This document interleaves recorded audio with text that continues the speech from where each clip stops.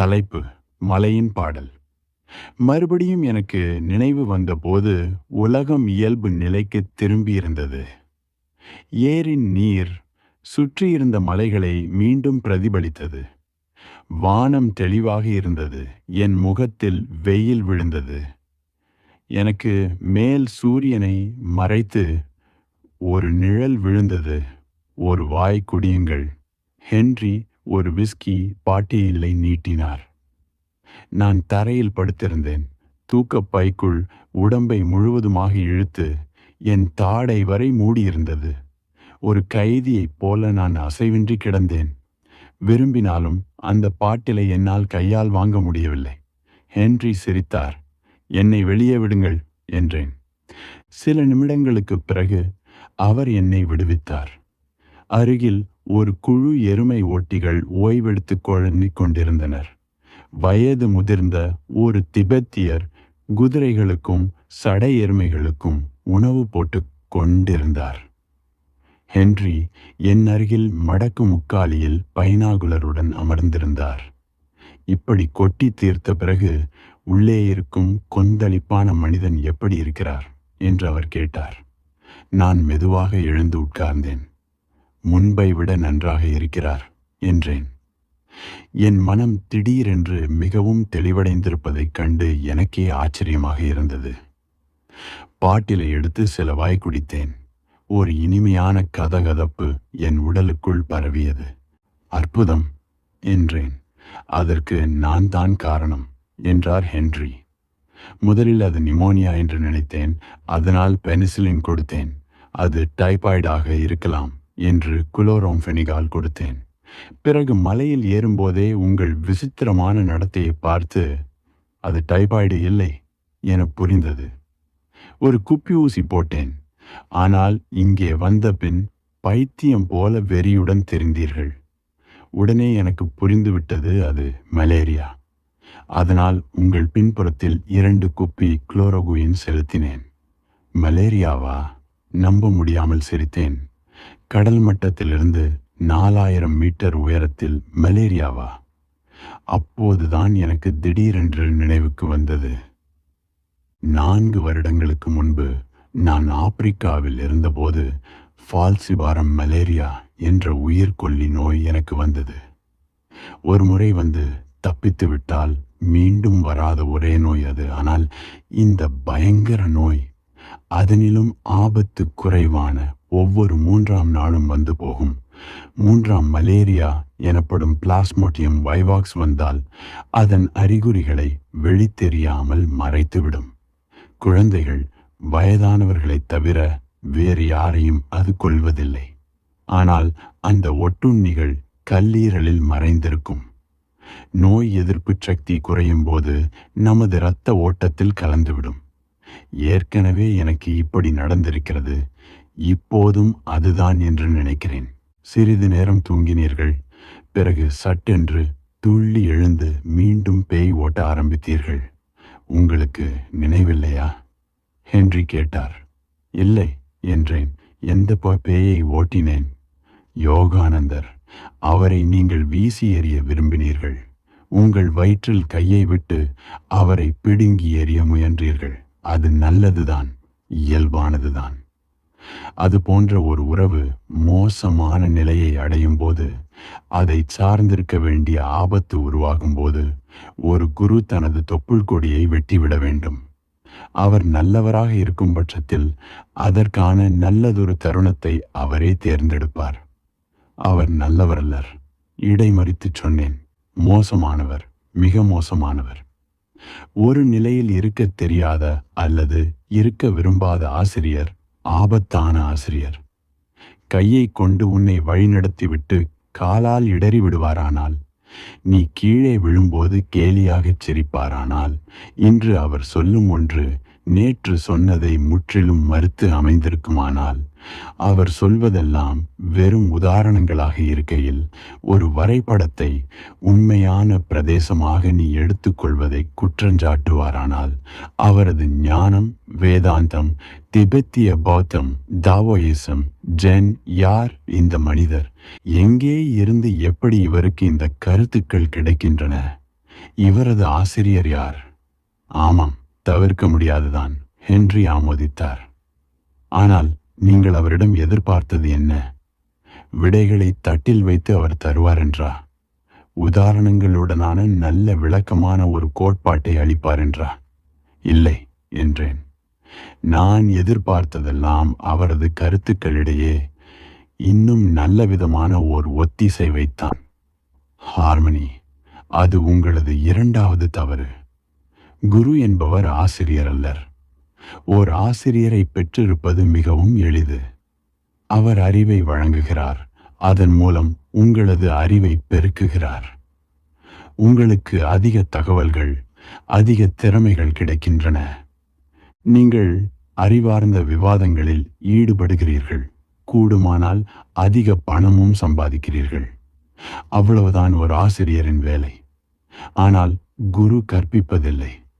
அவர் உறக்கத்திலிருந்து உங்களை எழுப்ப முற்படுகிறார், உங்கள் கண்களை திறக்கிறார். பொய் அடையாளத்தின் பிடியிலிருந்து யதார்த்தம் என நீங்கள் அழைக்கும் கனவிலிருந்து போராடி உங்களை காப்பாற்றுகிறார். இதையெல்லாம் செய்ய அவருக்கு உகந்த வழி தந்திரங்களும் வன்முறையும் தான். நீங்கள் சொர்க்கம் வேண்டுமென்று அவரிடம் வருகிறீர்கள். அவரோ உங்களுக்கு நரகத்தை தருகிறார். நீங்கள் யார் என்பதை உறுதிப்படுத்துபவர் ஆசிரியர். ஏற்கனவே உங்களிடம் இருக்கும் அறிவை அவர் விரிவாக்குகிறார். ஆனால் குரு அழிக்கிறார். உங்களது உலகின் பொய்த் தோற்றங்களை கிழித்தெறிந்துவிட்டு யதார்த்தத்தில் நீங்கள் யாராக இருக்கிறீர்களோ அவரையும், இந்த உலகம் என்னவாக இருக்கிறதோ அதனையும் நீங்கள் எதிர்கொள்ள வைக்கிறார். என்னால் மன்னிக்க முடியாது என்று சொன்னேன். ஏன் அவர் செய்ய வேண்டும்? அது உங்கள் பிரச்சனை. கட்டத் தெரியாதவர்கள் கட்டிய வீட்டை இடிப்பது போல உங்களை அவர் இடித்து தள்ளிவிட்டார். புதிய வீடு கட்ட கட்டுமான பொருட்களை வழங்கியிருக்கிறார். அவற்றில் எதை எடுப்பது, எதை விடுவது என்பது உங்களுடைய விருப்பம். அவரிடமிருந்து என்ன எதிர்பார்க்கிறீர்கள்? உங்களை மறுபடியும் கட்டி எழுப்ப வேண்டுமென்றா? அப்போதும் நீங்கள் மனிதனாக இருப்பீர்களா? நீங்கள் பிசாசாகி விடுவீர்கள். யோகானந்தர் உருவாக்கிய பிசாசாக. ஒரு சிதைவு தன்னை மறுபடியும் கட்டி எழுப்பிக் கொள்ளுமா?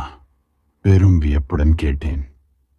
தனக்கே அது கட்டிடக் கலைஞராகவும் வடிவமைப்பாளராகவும் கட்டுபவராகவும் இருக்க முடியுமா? எப்படி? ஆனால் அது உங்களுக்கே தெரிந்திருக்கிறது என்றார் ஹென்றி.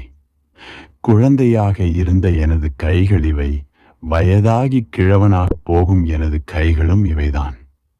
ஆனால் அது உண்மையில்லை. உடம்பில் உள்ள அனைத்து செல்களும் 7 ஆண்டுகளுக்கு ஒரு முறை மாறுகின்றன. எல்லாம் ஒரே நேரத்தில் மாறுவதில்லை, ஒன்றின் பின் ஒன்றாக. உடல் எல்லா நேரமும் மாறிக்கொண்டே இருக்கிறது. மனமும் அப்படித்தான். ஒவ்வொரு கணமும் மாறிக்கொண்டிருக்கிறது. இப்போது நான் கீழே நீங்கள் பள்ளத்தாக்கில் பார்த்த ஹென்றி அல்லர். நீங்களும் அதே அப்போதிருந்தவர் அல்லர். நாம் எல்லாமே ஒரு நீரோட்டத்தில் அடித்துச் செல்லப்படுபவர்கள். தொடர்ந்து எப்படி செல்வது என்ற கேள்விக்கு பதில் இதுதான். ஆற்றுக்குள் தடதடவென இறங்கும் பனிச்சரிவு போல யோகானந்தர் உங்களை உடைத்து புகுந்திருக்கிறார். நீரோட்டம் வலுவாக உள்ளது. ஒவ்வொரு துண்டாக எல்லாம் அடித்துச் செல்லப்படும். ஆற்றுக்குள் உடைத்து புகுந்தது கடைசியில் ஆற்றின் ஒரு பகுதியாக மாறும். இதே போல யோகானந்தர் சொன்ன ஒவ்வொன்றுக்கும் ஓர் அர்த்தத்தை நீங்கள் கண்டுபிடிப்பீர்கள். சிலவற்றுக்கு நாளைக்கே அர்த்தம் தெரியும், மற்றவற்றுக்கு ஆண்டுகளாகும். சிலவற்றுக்கு ஒருபோதும் அர்த்தம் கிடைக்காது. மிக மெல்லிதாக வீசிக்கொண்டிருந்த தென்றலில் வழக்கத்துக்கு மாறான ஓர் ஓசை எங்களை நோக்கி மிதந்து வந்தது. அது ஏதோ எனது கற்பனை என்றுதான் முதலில் நினைத்தேன். ஆனால் அதை கேட்டு ஹென்ரியும் எழுந்தார். பேசிக் கொண்டிருந்ததை நிறுத்திவிட்டு எருமையோட்டிகளும் திரும்பி பார்த்தனர். கீழே ஏரியின் அமைதியான தனிமையில் ஒரு அழகான பெண் குரல் சோக கீதம் ஒன்றை இசைத்தது. என்னவென்று தெரியாத இமாலய நரம்பிசை கருவிகள், புல்லாங்குழல்கள், மேளங்கள் ஆகியவற்றின் இசைக்கு மேலாக காற்றில் எழுந்து விழுந்து மௌனமாகி மறுபடி ஒலித்து என அப்பாடல் எங்களை வந்தடைந்தது. கல்லாய்ச் சமைந்தவர்கள் என வியப்புடன் நாங்கள் கீழே ஆழத்தில் வெறித்தோம். நான் நினைத்தேன், இது ஒரு அபாய எச்சரிக்கை. ஒடிசியஸ், உன் காதுகளை அடைத்துக்கொள், பாய்மரத்தோடு உன்னை பிணைத்துக்கொள். நான் ஹென்ரியை பார்த்தேன்.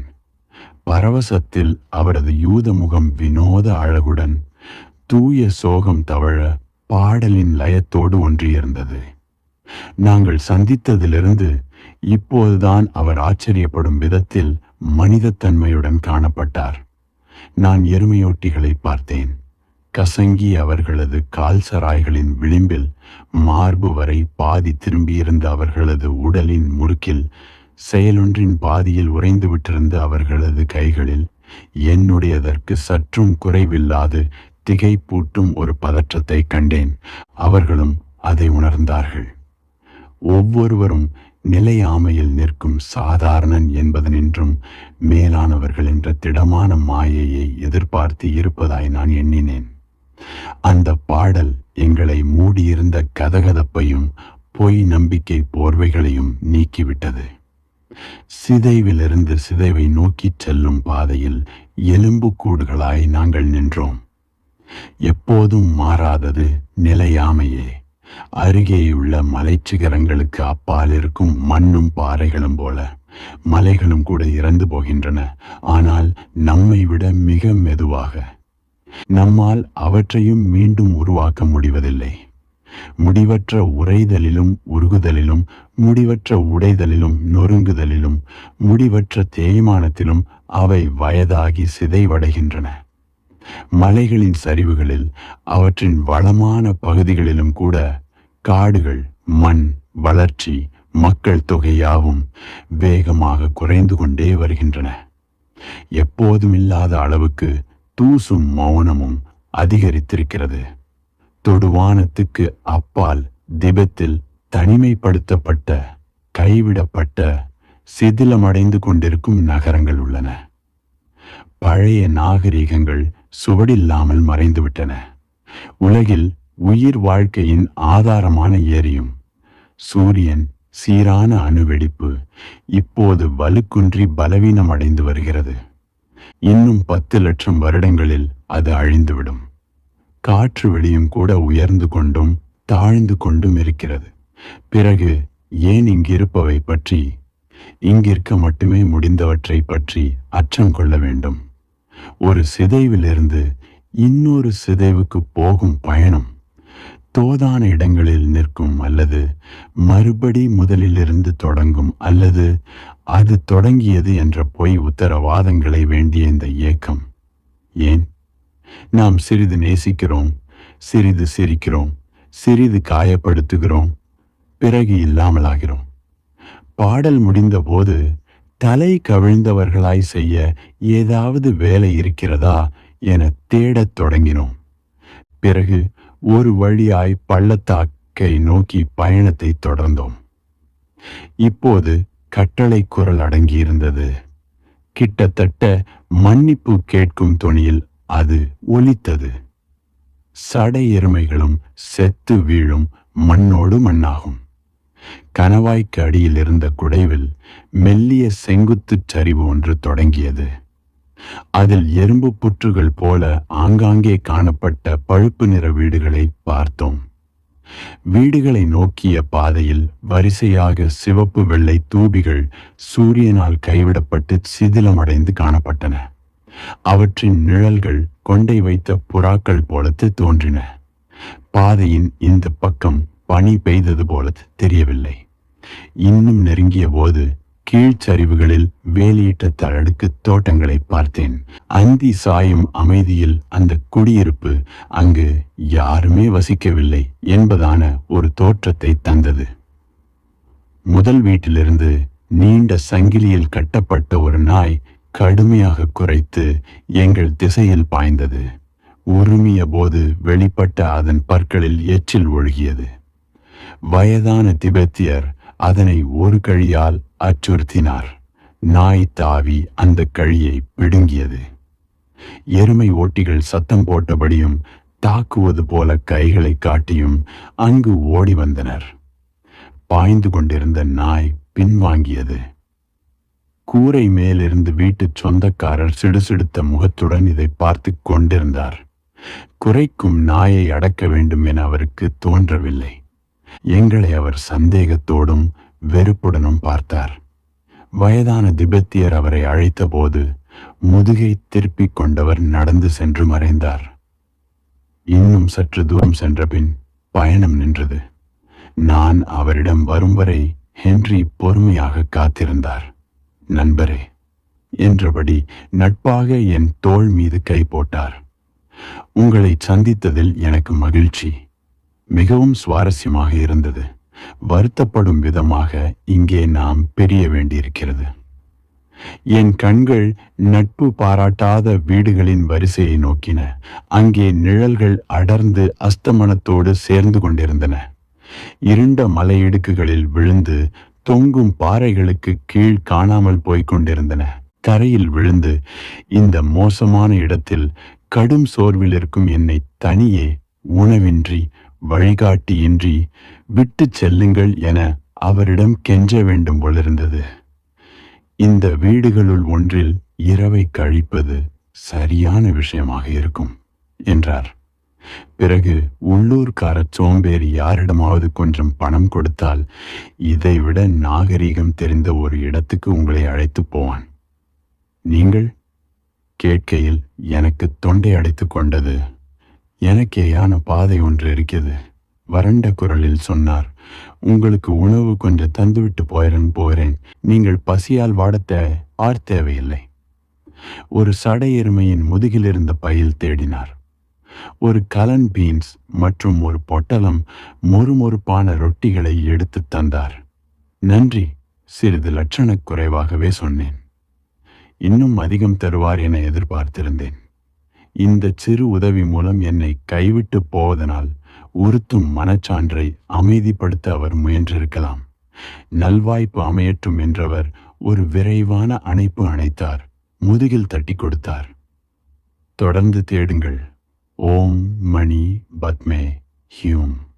அவர் திரும்பி எருமையோட்டிகளிடம் ஏதோ சொன்னார். இருவர் ஓடிச் சென்று எனது முதுகுப்பை, கூடாரம், தூங்கும் பை இவற்றை சடை எருமையின் சுமைகளிலிருந்து கொண்டு வந்தனர். வளைவில் சென்று மறையும் வரை அவரை பார்த்து கொண்டிருந்தேன். பிறகு என் தொண்டை துடிப்பை தவிர்த்து எல்லாமே அமைதியாகின.